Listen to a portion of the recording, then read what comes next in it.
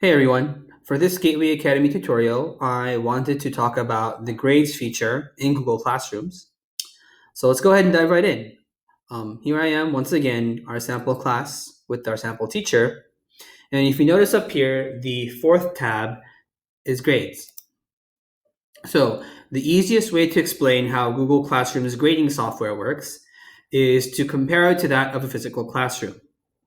So in a physical classroom, a teacher assigns homework or classwork for the students to complete. The students then would complete the work and then turn it in so that the teachers can go ahead and grade the assignment. Once the teacher has decided to grade the assignment, the student will then be returned the work so that they can see their final grade. Now, if you notice there, I emphasized a couple of words.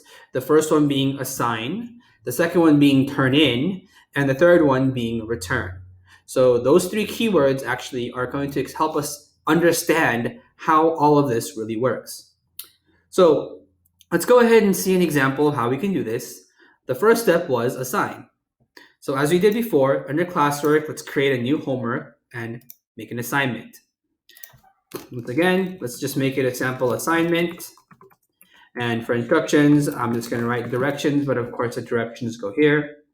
Let's make this worth 100 points. We'll make this due sometime later this Saturday at midnight. And we'll put it underneath homework.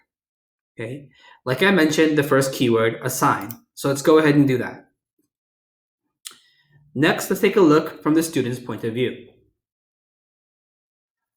So here we are once again from the student's point of view. And if we look here, Brian Ying, the teacher, has posted a new assignment. Clicking on that lets us go to the page where me as a student, we can look at the assignment, leave some comments if necessary, and go ahead and turn this in.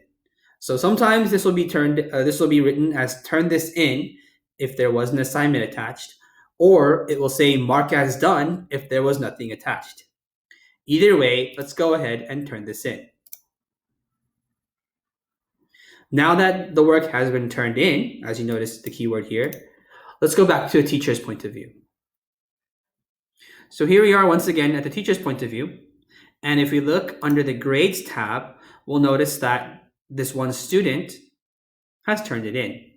Now to get here, if you notice, I went through the grades tab, or you can go through the same page using the classwork tab. So once a student has turned in the assignment, the next step was to go ahead and grade it. If I click on their name here, I can go ahead and see what it is they turned in. And once I'm done looking through all their material and giving them a grade they deserve, we have to manually input the grade here. Let's give them 100%. So now that I've inputted the grade, it is saved as a draft. If you remember the third keyword, we have to return the work to make it final. So let's go ahead. You can use this button up here to return the work. Or if I want to return to this later, I can go ahead and leave it there, only to come back to the grades tab later and return it through this way as well. Let's leave a comment. Great job.